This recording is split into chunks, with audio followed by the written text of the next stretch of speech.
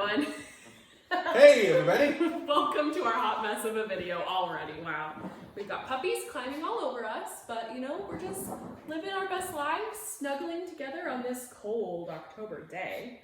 In our new house. In our new house, which tour is coming soon. Yes. Our fridge is being delivered tomorrow, and then our table should ship out sometime this coming week. So those are the last two things to piece together until we can show you our beautifully finished, decorated house that we are obsessed with, Yeah, right? we love it. So, this is a casual Sunday. Okay, thank you, Esme. We are both basically in PJs, and our dogs are going to be in and out of this video because they're just chilling, laying around, fighting, playing. It's hard to tell which one sometimes. But today we are going to tell you a story all about how our life got flipped, turned upside down by trying to sell our beautiful house that actually turned out to be a mobile home. Just kidding, it wasn't a mobile home. How many times did you rehearse that before? I didn't. That was really impressive, wasn't it? Okay. So we are going to tell you the story of our very first home purchase and the whole process of completely gutting and renovating it, living in it for 3 years, and then putting it on the market and selling it.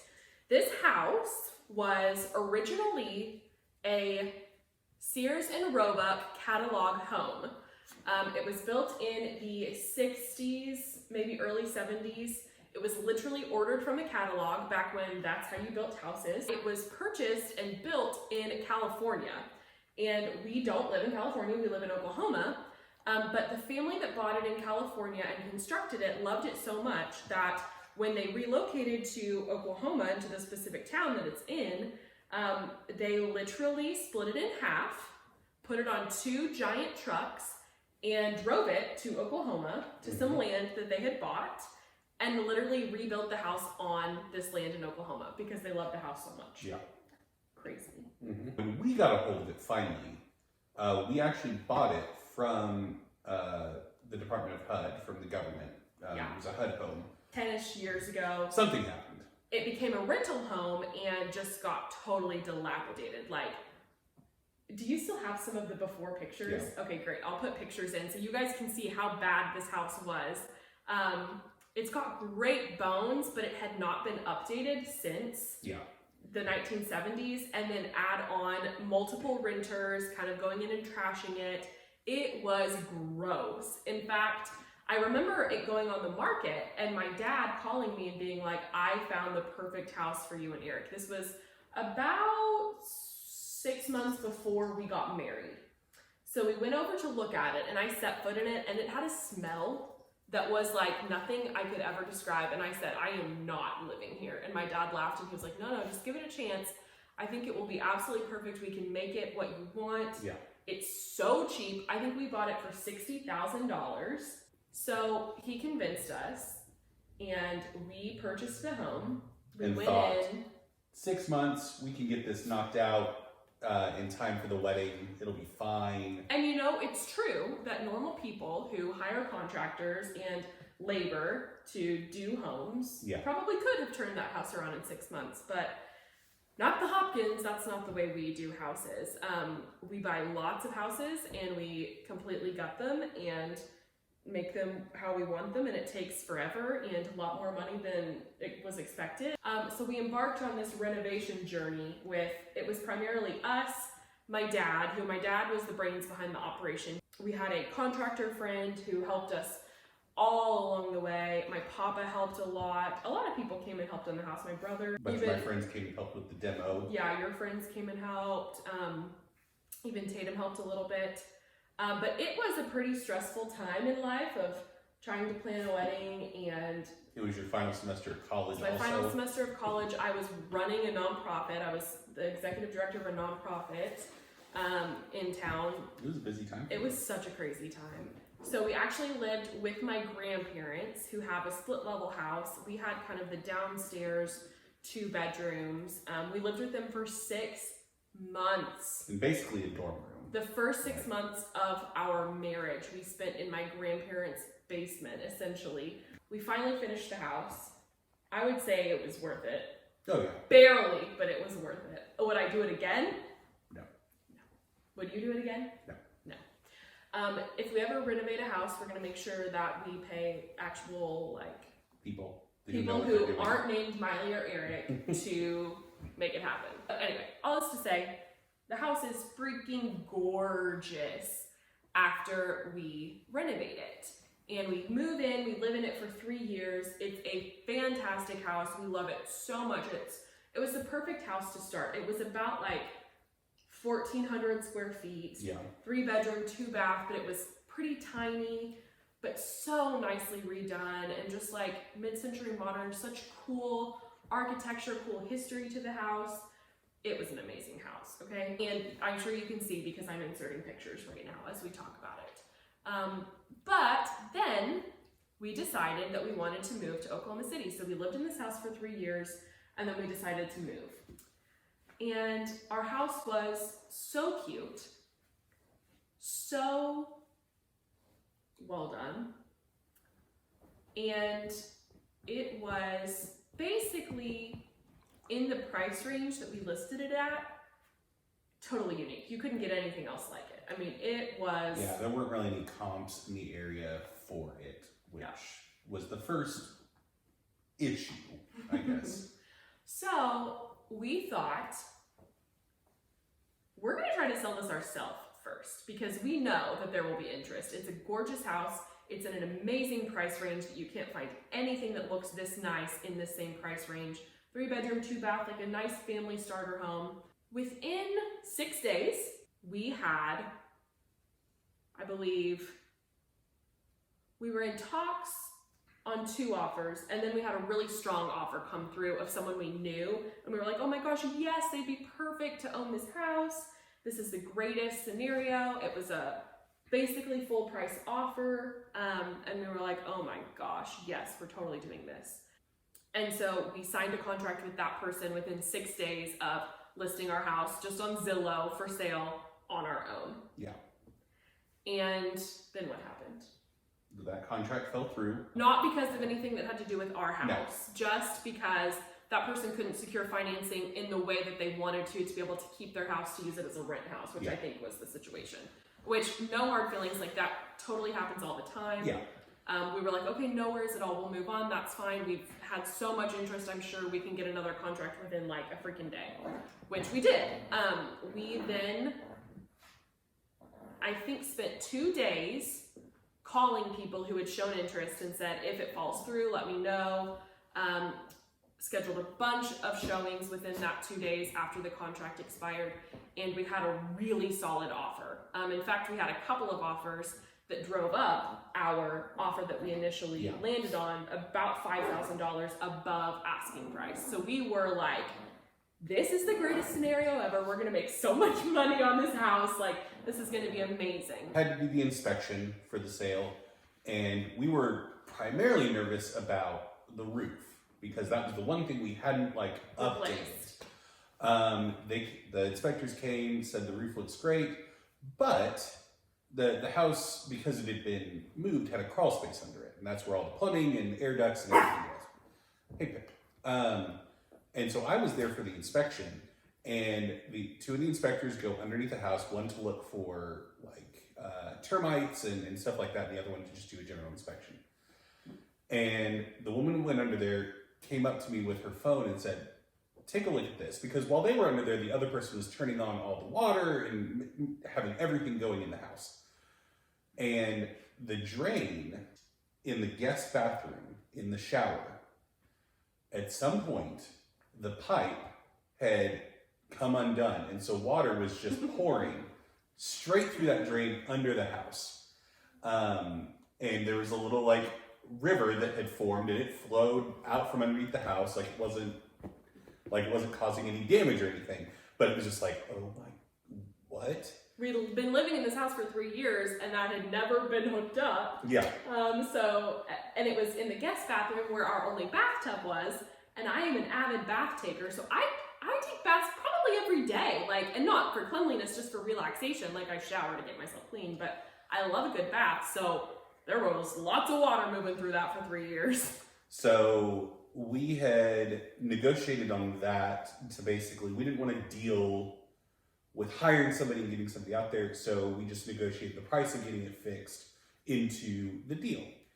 And they hired somebody before the sale had gone through. So I was there at the house. Guy came over.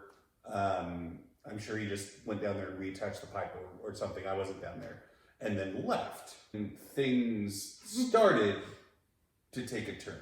Like the ease of that was the last bright part of this particular sale. Yeah. Because then the appraiser came. The appraisal came back really low. Really low. So we had to renegotiate with them to meet the appraisal amount, but we were still willing to go forward. We were going to still make a lot of money off the sale of this house. Like, we were like, it's okay. We just want to get it sold and done because we're literally moving. I've accepted a new job. Like, we just want to get this taken care of.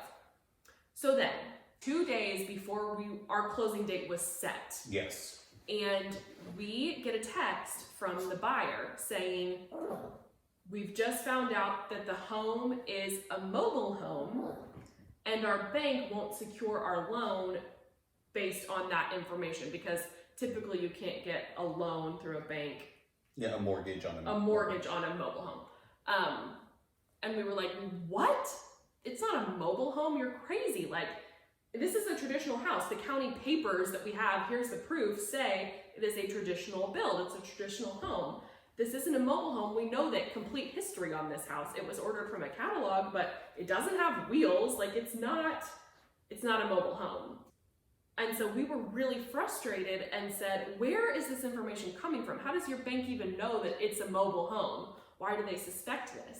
And she said that the appraiser told the bank that the appraiser thought it was a mobile home.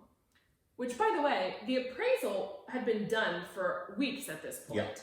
If that really was an issue that should have come up in the appraisal, then it should have come up right when the appraisal was finalized and we had the paperwork to show. There's nothing in the appraisal. In fact, the appraisal lists it as a traditional home. So I'm like, that's not right. Don't blame this on the appraiser. I text the appraiser and ask, the bank of our buyers says that you told them that the house is a mobile home. What the heck is going on? Our appraisal does not say anything about that. Yeah. And he's like, I didn't tell the bank that. Your home is a traditional home. It's not a mobile home. I went under and inspected it. I would never tell the bank something like that. And so what we kind of figured out through some sleuthing. Allegedly. This is what we think happened. Yes. We think the appraisal was fine. We think the bank was fine. The inspection also. Fine. No mention of a mobile home. We think the friend who came over to fix the pipe went under the house and saw where the hitches were when they transported the home from California to Oklahoma, and went and said, this is a mobile house, there's trailer hitches under there, and it's not a real house. And then, for whatever reason, that scared off the buyer from wanting to purchase the home.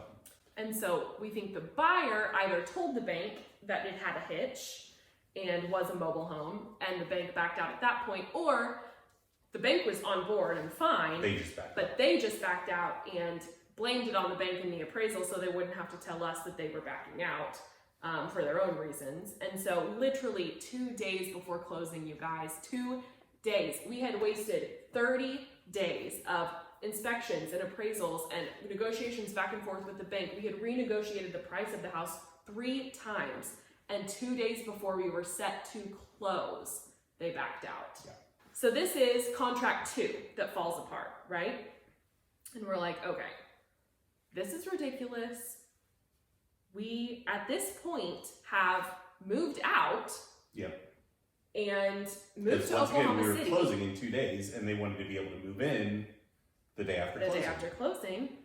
So we had moved everything to Oklahoma City. I had started my new job. The house was no longer staged. The house was empty, and we had to start completely over again. And at this point, I thought, okay, I'm at a new job in Oklahoma City. Eric is now at a new job in Oklahoma City. We just can't show the house ourselves anymore. How are we going to get a new buyer? So we thought, okay, we're going to have to call in reinforcements here. We actually need a realtor to manage this for us. we called upon one of our friends, Steve Reese. Hey, Steve. Who is the realist MVP of this story. Yeah. Steve never gave up on us. He was literally the best case scenario realtor to have. Like, he was totally our champion. Yeah. This house was so complicated and we had to jump through so many hoops, and he was encouraging along the way. He never gave up. Like, he was just so supportive and wonderful, and oh man, we owe that man so much because he just worked his little tail off for us and never gave up, even though the story gets way more complicated from here. So Steve is like, okay, I'm coming to the house. We'll do an initial walkthrough. We walk through the house and he points out, this is a standard realtor thing. They point out things about the house that would ideally need to be improved before you list it on the market. And so we spent a good weekend or two coming down and fixing what we could, and then paying people to fix the rest. Had it staged, mostly with our furniture or my dad's furniture, which meant that we had to move most of our furniture and some of my dad's furniture from Oklahoma City, where we had just moved it, back to our house to stage it. Yeah. And so we staged it ourselves, and then he brought in a designer, I think, to kind of proof it a little bit and put the finishing touches on it. And then we listed it with Steve. So with Steve, his plan of attack was, let's put it on the market for this week. Let's show it as many times as we can. And after a week, my prediction is that we will have multiple offers. And we were like, sounds great, bud, let's do it. So he did it. We didn't even have to have an open house or anything because his phone was blowing up with this listing. He showed that house for a week straight, like nonstop, and had so much interest. I think that at the end of the week, I believe we had like probably, I don't know, 8 to 10 offers total, and maybe like out of those, 5 that were really solid that we had to choose from. And so we chose one, we went with it. I think the first offer fell through because of some sort of financing issue. I don't think it was a problem with the house. Yeah. So the first offer we chose fell through with Steve. He went back to some more people that had submitted offers. And I'm really fuzzy on this because we accepted and then so many offers didn't work out that I don't even know how many, but basically we went through, I think, 3 total offers with Steve that all got rejected. One was because of financing and not because of us, but the other 2 were because people had gotten wind that it was a mobile home. Yeah. From whoever. Like, there was one appraiser that came after the inspection was clear and good and the inspection listed it as traditional. There was an appraiser that came and met Steve there to do the appraisal under whatever offer we were under at the time, and literally wouldn't appraise it. Yeah, wouldn't appraise it because she said, I've heard this home is a mobile home and I'm not going to appraise it. And Steve, I remember Steve that day was so pissed. So I think we worked through 3 offers with Steve that didn't work out, maybe 4. Steve, if you're watching this, how many offers did Comment we below with you? So the 4th and final offer, I think it was 4, that we had with Steve fell through because, again, somebody thought it was a mobile home along the way. And at this point, it's early 2020. Yeah.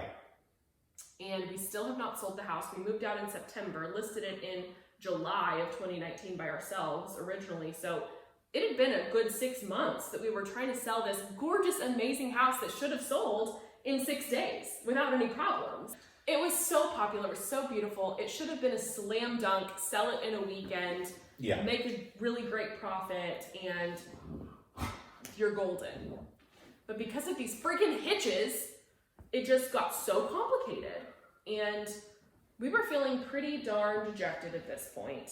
And we were ready to give up. We really were. We were ready to like take it off the market and try to make it a rent house for a year and see what happens.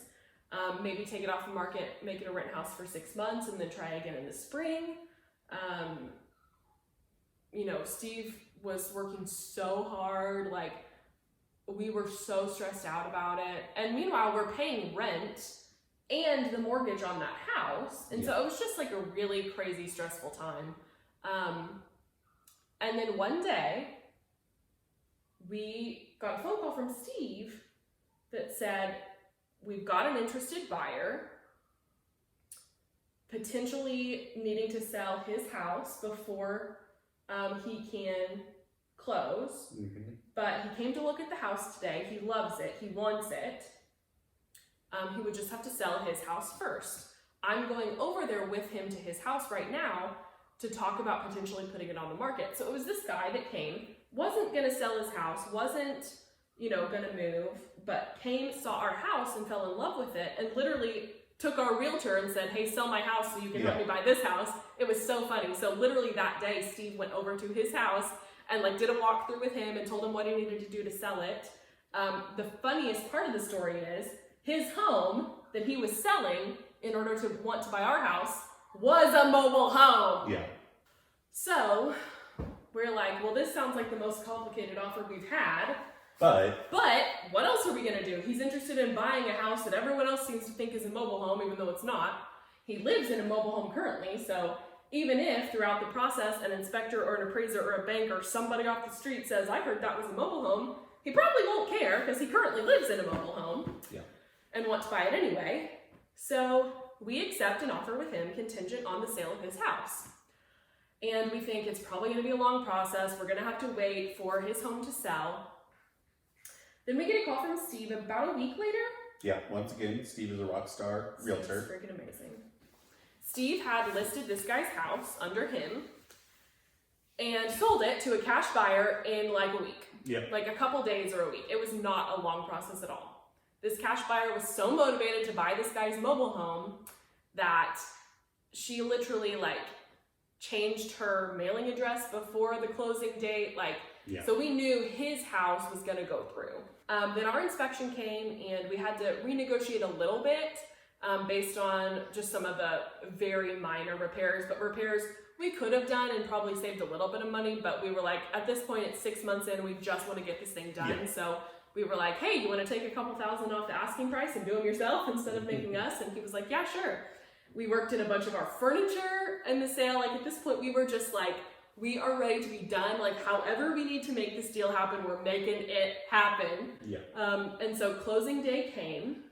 This thing called coronavirus had just exploded in the US. People weren't sure what the heck it was, weren't sure if it was a big deal, knew at that point that it had mostly an effect on older people. But some places, including the title company where we were closing on the house, had started closing the doors, and fortunately they just basically we had to sit out in our car for his closing, the end of his closing on his house, and then for him to do his half of our closing. And we were out there for 45 minutes or so, and Steve was in his car and we had the windows down and we're just talking back and forth about Disney and theater and all our common interests. We love Steve. Steve's awesome. So, but yeah, we went in there, signed the paperwork, got the check. We still made a really great profit from the house. Sigh of relief walking out there. Oh my gosh. It was unbelievable at that point that we actually were done and that it had really worked. We had the money in hand. We didn't have to pay the mortgage anymore. We were solid and done with that house. It was the longest process. It was the biggest headache. It's the most stressed out I've ever been. I think ever. Yep. Even more stressful than redoing the house. Yep. But in the end, it was worth it. We did get rid of the house. It's a gorgeous house. That guy's very lucky to have it. I truly don't think I think if we didn't have Steve as our realtor, I think we would have given up and still be renting it at this point today. Probably. If Steve hadn't been we can do this, I'm not giving up on you. Such an amazing realtor behind the scenes. Making it happen, we probably would still own it to this day and just be renting it out and figuring out what the heck to do about it. So that's the story. That's the nightmare. That is the end of our scary nightmare house selling story. Bye. Oh, but also smash that subscribe button. Oh, you haven't done that in so long. Why'd you push my head? That kind of hurt, man. Bye, everybody. Bye, everybody. Thanks. See you next time. Bye.